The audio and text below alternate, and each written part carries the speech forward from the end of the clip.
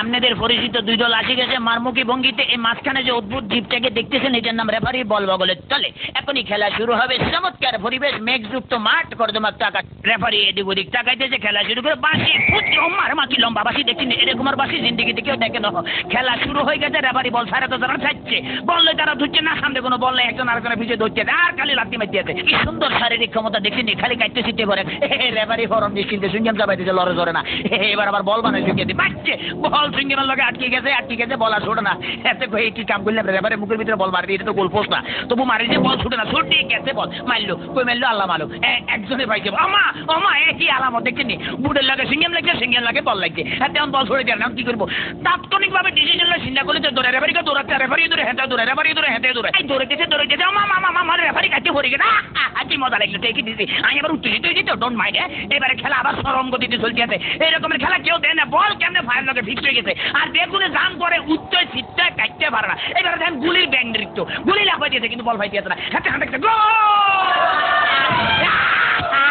Madam দেখছি দেখি খেলা দেয়, আমার ম্যাডাম আর মারিয়ে না, খেলা দেন না, মার মার মার মারছে, দেখছি হ্যাট মারে দিচ্ছে কিরকম ফাউল। ওরে মাগরে মাগরে বল তোর পিছনের এখন বলে দিবে তাড়াতাড়ি চল, ওরে পিছনের ব্যাপো তারা দেখ মার। এবার চমৎকার মারছে, ভালো খেলে। ওই ফাঁকে আমি একটু ফানি খেলে, because I am very much tasty. খালি বলে কতক্ষণ চিল্লাতে, ইতিমধ্যে আমার পেটের ভিতরে ভুক লাগছে, ডোন্ট মাইন্ড, আমি একটু ফ্রেশ ফুড খাবো।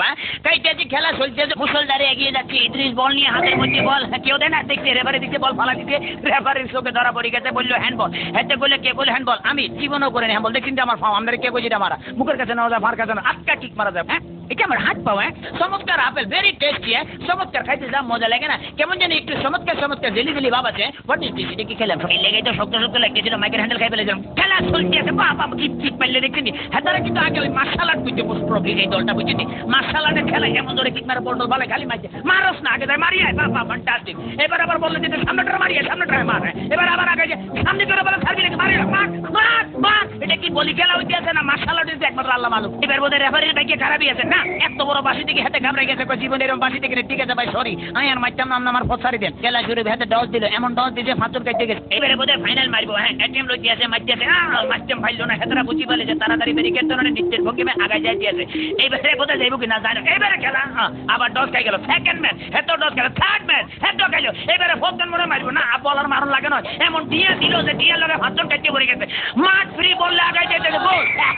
মনে হয় আমি জিতে গেছি, মনে হলে আমি জিতে গেছি। কথা বলছি মানিকগঞ্জের ভিতরা গ্রাম থেকে।